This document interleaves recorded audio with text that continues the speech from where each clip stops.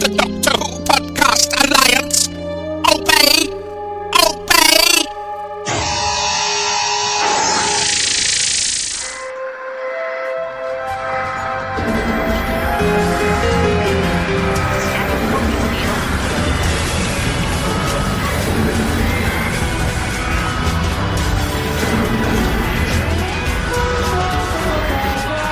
Radio from Garrow.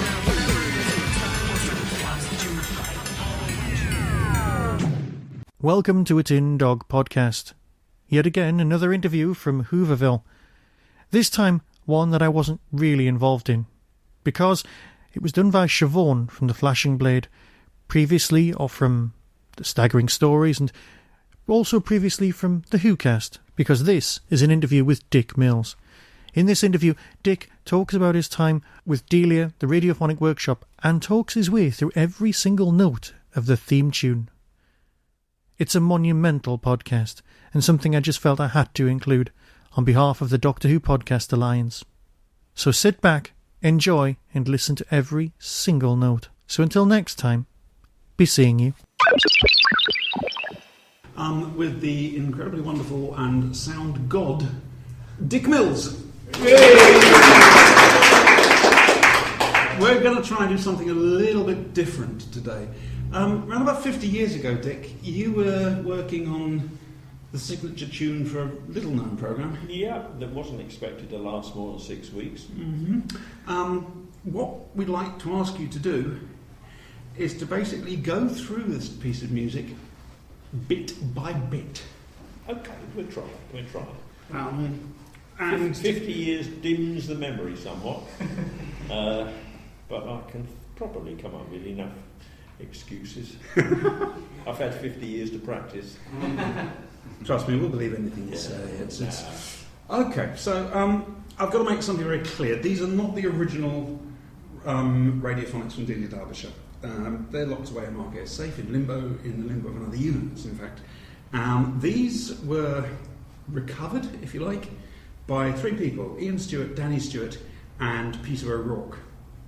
And since about 2004, 2005, they've been getting various versions of Delia's theme, running them through filters and colanders and sieves, and separating the complete versions of the theme into their individual parts, bassline, melody, etc. So I just had to make that one clear. These are not the originals. Okay, so do you fancy a grace note?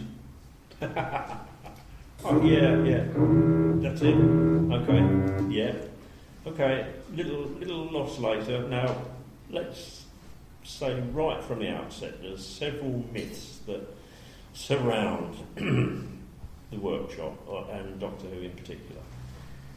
At the end of the first episode, you would have seen signature tune by Ron Grainer and underneath Radiophonic Workshop. Ron Grainer visited the workshop twice, once with the first piece of paper, and secondly when he came back after a fortnight or so when Delia and I played him the end result. Ron never worked at the workshop. Also, at that time, the workshop didn't have any specialist equipment at all for music production or manipulation. I mustn't bang on there because the microphones, old habits die hard. There were no synthesizers, there were no sequencers, there was no multi-tracks, there was not even stereo. And there was certainly no means for keying in oscillators. There were no envelope shapers. Sine waves, which are theoretically the purest known form of audio, were completely unhandleable if you used the convention mixing desk in those days, because they were mixing desks with knobs that had a row of studs and a traveller on the back of them, and every time you faded them up, you can, with a sine wave as the sound, you could hear it go click, click, click around the studs. So that was very difficult. That meant you couldn't necessarily mix them totally good. You had to have an accompanying atmosphere with them to paper over the cracks. Later on, and I'll jump ahead just to get it out of the way, and you can cut and paste it into wherever you want it. We developed what we called the glow pot fader. Like it sounds, it's something to do with light. They were quadrant faders on the desk, but when you did that, you weren't varying the... And sliding the slider forward. Yes, or whatever.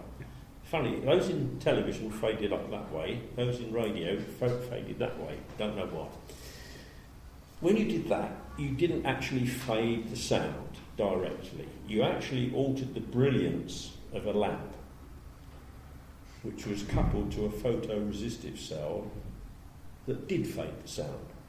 And any click, click, click in the studs of the fader were absorbed by the filament of the bulb, which was kept on a minimum glow all the time.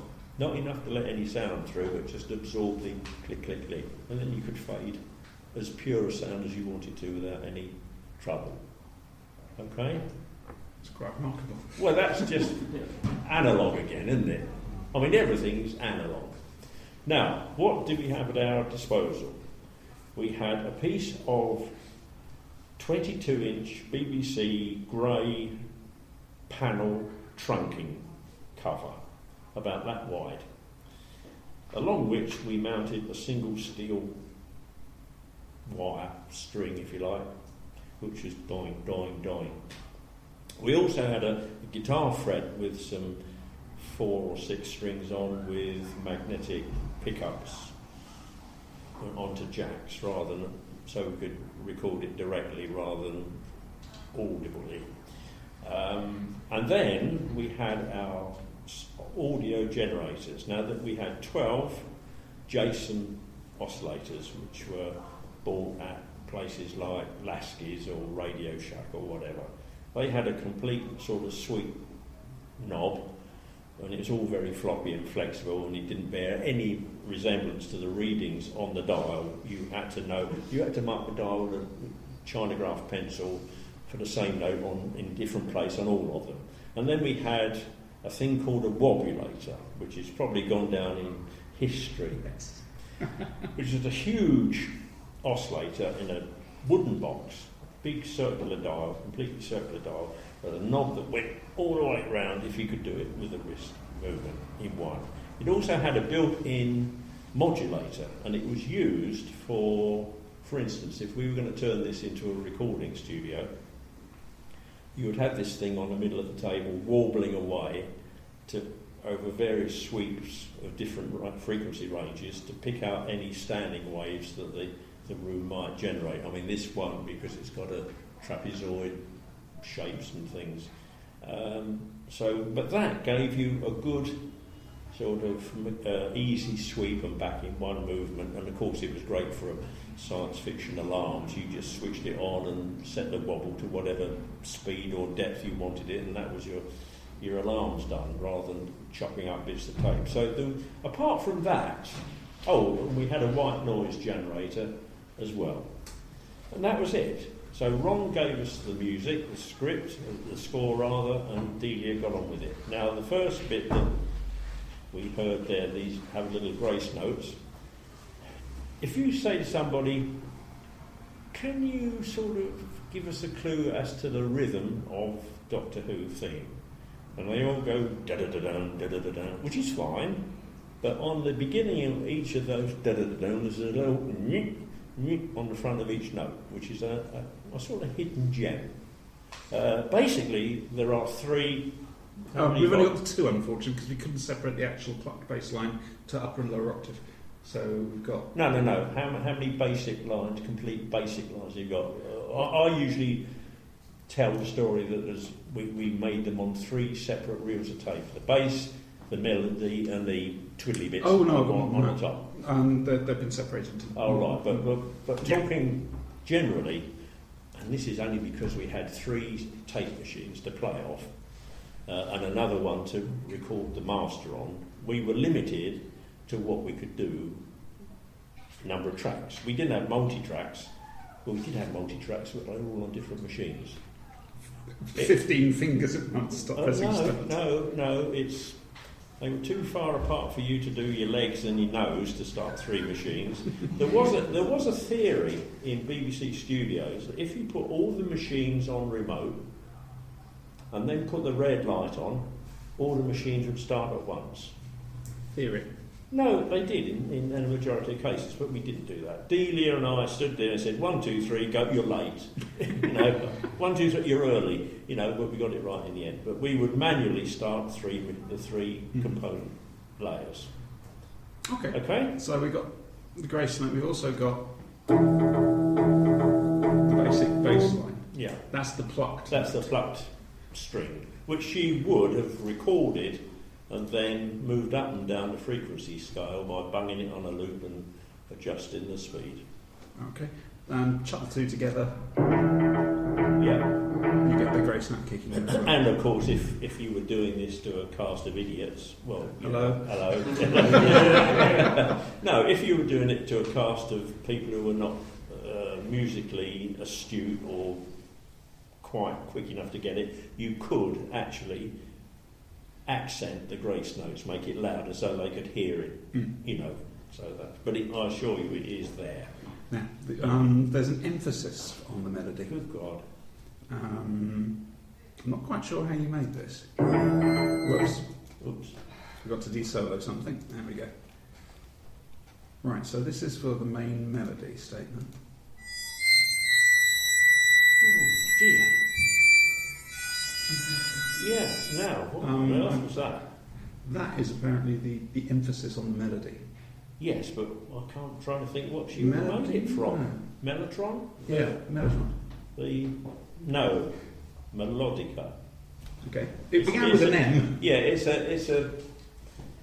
it's a mouth organ-ish, like with piano keys down, that you blew end on. It wasn't a mouth organ Larry Adler way.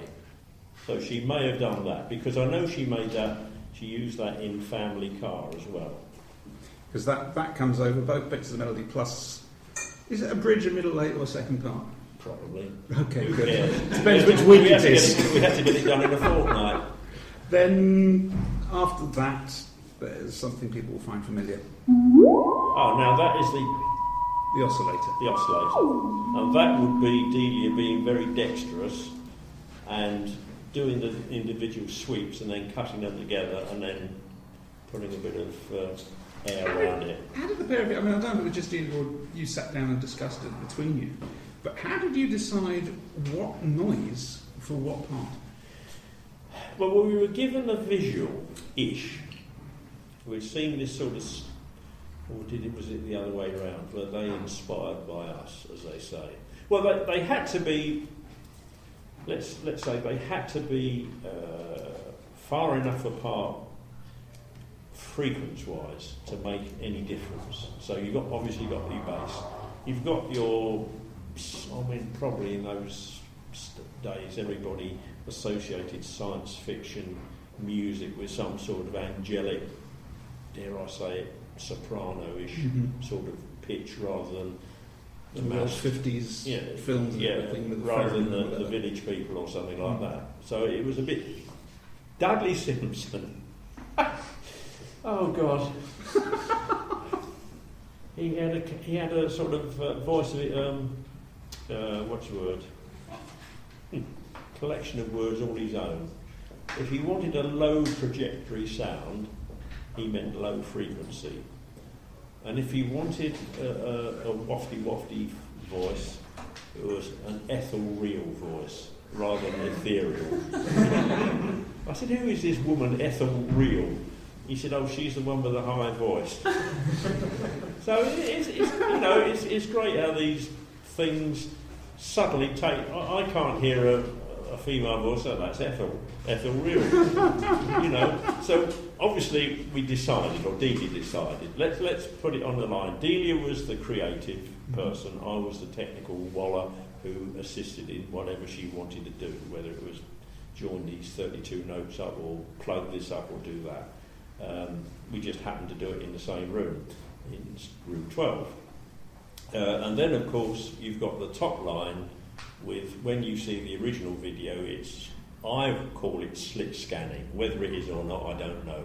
It's like a mirror image of the top and the lower half of the picture of camera feedback.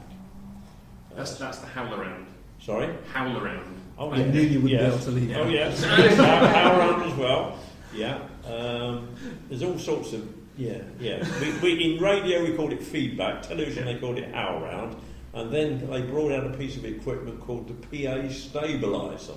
So that when the mayor was opening a fete and he said testing, testing, testing, and the loudspeaker was louder than the microphone, all the PA stabiliser did was shift the frequency of whatever he was saying, either upwards on its own feedback path or downwards, so that it just disappeared rapidly out of the audio spectrum. But that became very useful, and when Roland or whatever it was brought them out in a rack-mounted version, it became this fairy dust machine. And we used that PA stabiliser on a downward curve to treat the voice of Marvin the robot, whose diodes were rusted down the right-hand side, so that everything he said ended on a... And that was just this machine. I mean, he could talk as cheerfully as his life. I mean, I don't know why we didn't call it the misery box in the end. Because on that setting, you know, you have misery. On the other end, it would be Australian inflection. It will be done with this box. But those are the three basic components, aren't they? There's the singing melody. You've got the melody, the bass line, and... Well, that's white noise. And that's backwards. Yeah. What's the difference between white and pink noise?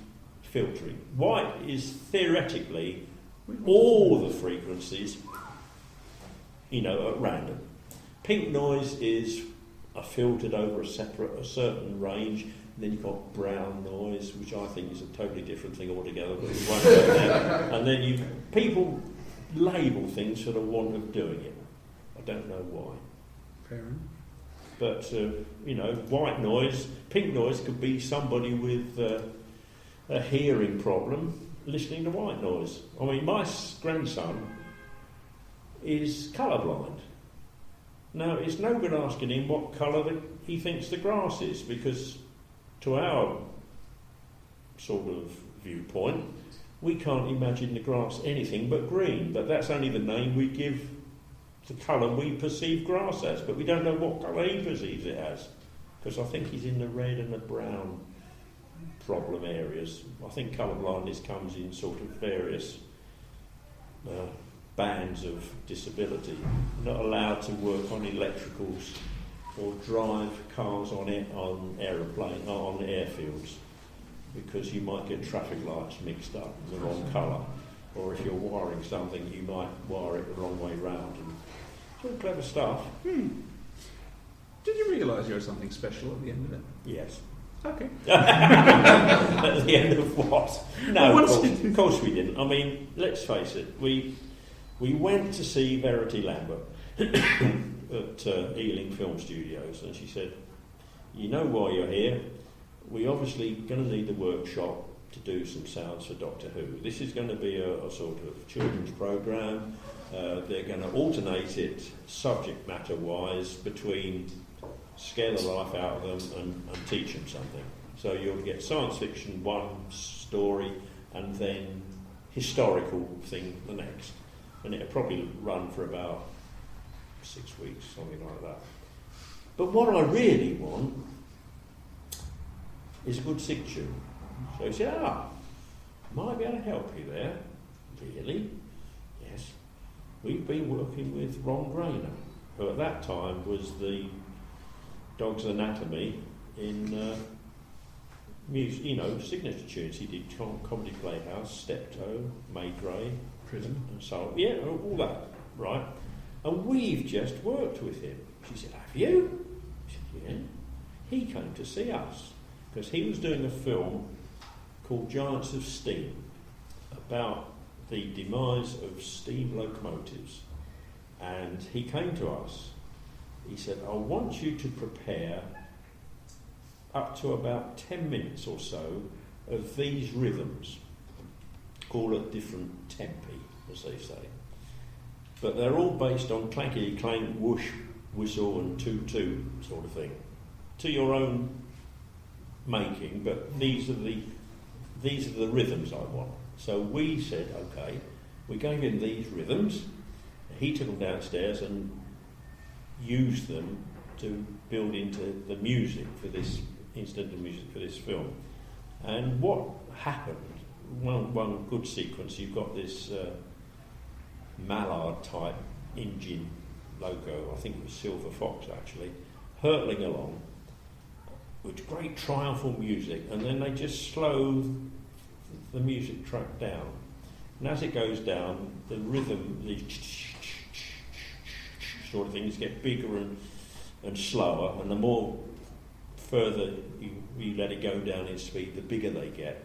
And then it mixed across visually into these great big engine sheds where they're oxyacetylene cutting all these locos to bits. So we said, Ron, we know Ron, we've worked for him, if you like, and he's happy. We're sure he would come on board. So he turned up with a bit of paper and then left it to us. He came back, we played it, he said, did I write that? Indeed, he said, very nearly.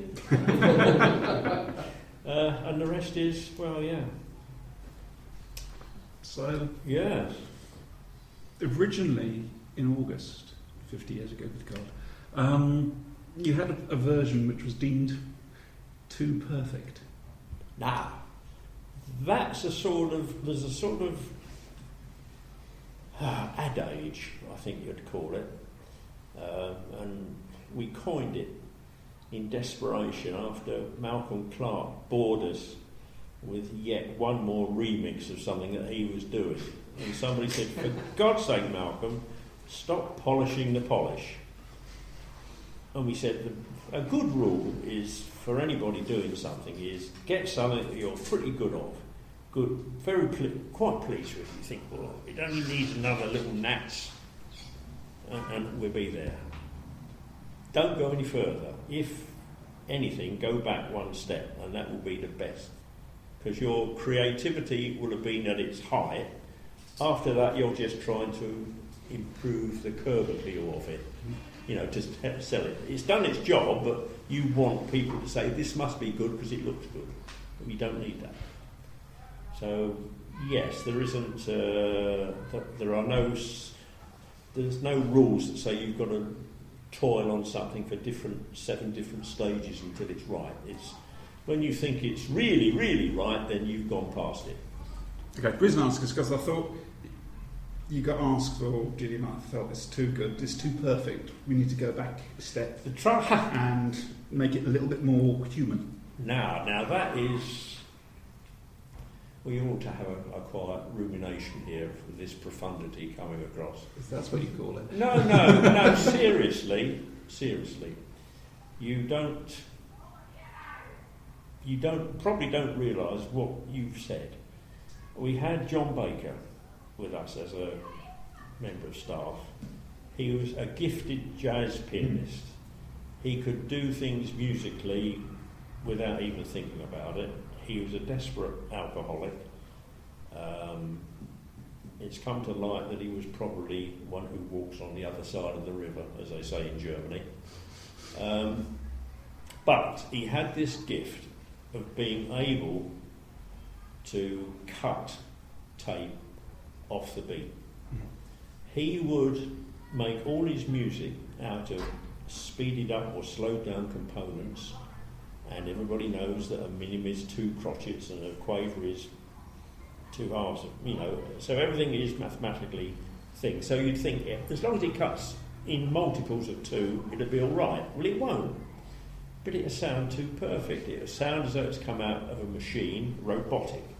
John could just cut a little 1/8 of an inch either side of the cut and give it a bit of a feel. So that is very, perceptive of you to say, were we worried that it was going to be too perfect? Not with our equipment, it wasn't. So there wasn't this August mix that was... No, we didn't. Now, how are you going to mix these things? Well, obviously, 1, 2, 3, go, and you've got it in sync. Then one of you's got to nip back to the mixing panel and sort of do the internal balance. Okay. What do you do if there's a bum note? You've got to stop, discover where it is on the tape. Yes. You've got 3 lines of tape going through. Each tape is full, more splices than there are whatever. Easy. Easy. You probably haven't seen the picture of Mayvale Studios. It is a very, very long corridor. Yes, and a very long building, because it was an old roller skating rink. And where you sat round the balcony to watch the skaters while the Park Orchestra played and you took afternoon tea, they were all turned into offices on the street level side, and that's where the workshop was. If you walk down this corridor, there's a myth that the other end of the corridor was Warwick Avenue Tube Station, but it wasn't quite as long as that. But allowing for the fact that the SIG tune was 30 seconds long, that's not a lot of length of tape at 15 inches a second. It's 700 feet or something like that. I said to Delia, come on, pick the spools up, 3 reels of tape, right, out in the corridor, unrolling them down the corridor. Start at this end, sticky joint out of place, that's the one. That's the bum note. Very visual. Yeah, it was, I don't know why it suddenly came to me to look at it from that, multiple... It's a physical thing. Yeah. It because it was so robotic, if you like, and pre-cut, any bum note would literally stand out and be in the wrong place. I mean, you couldn't not miss it even if you put different colour sticky tape on it. You're happy to get the reception. Bloody thing, she says. Oh dear, but yeah. You're happy with the reception you've had with this over the years? Yeah, you see, people want to update it. I was going to say, have you heard the latest themes? What do you think? Yeah, I mean, well, it was all right. Murray's thing at the proms, it was exciting and vibrant and went with the graphics. So, what more can you ask? I mean, it's nobody's got. Well, I suppose they have got sole copyright or should have a say in how if it's used. But I'm sure most composers would be only too delighted that other people take an interest in it. For God's sake, surprised how many remixes of this there are. Yeah, I mean, sampled and fiddled about with and things. Absolute fantastic. I heard the reggae version at what? the Nottingham Carnival at the weekend. Really? There's a reggae version. Oh God! Mind you, Ron Graney's own version is a thing to be heard. It's the theme to Radio Free Skaro. Oh, that one. That's yes. Ron Grainer. Oh dear, disco fantastic. Disco version. Yeah, no, it's surprising, how it has. I mean, I quite like Peter Howe's version. That's pretty good. Kev McCulloch did a version. That scream at the end, the cliffhanger I can't remember when that came in, but that certainly wasn't at the... 970. Sorry? 970. Was it? I mean, that wasn't the original. That wasn't there for quite some time. But then there was the one with the endless repeats on the end. Oh, dear. I'll tell you a story about things at the end. We had to go to was it the Festival Hall? Must have been. To celebrate the Institution of Electrical Engineers centenary that the Queen attended. And they put the synthesizer, the Delaware, on the stage. And we played a lot of stuff. And we also, Delia did and I did the audio-visual soundtrack. The audio for the visual soundtrack to celebrate this and the other. And we ended up with the badge of the Institute and some music that we'd composed. Malcolm Clark was playing the tape, and I was up in the dress circle doing the projector for slides and that. And it was agreed that we would fade out at the end. So Malcolm's down there, and he keeps looking at the screen, and there's no sign of it fading. And I'm up in the dress circle looking at the picture and listening, and so he hasn't faded it yet, and he's waiting for me and I'm waiting for him, so I put it down a bit and then he goes, oh, and he puts it down a bit, and we're sort of chasing this, and it went on it's the longest fade out in history. If only we'd sort of come to when I nod my head, hit it sort of arrangement before we started. It'll be fine. Ladies and gentlemen, Dick Mills.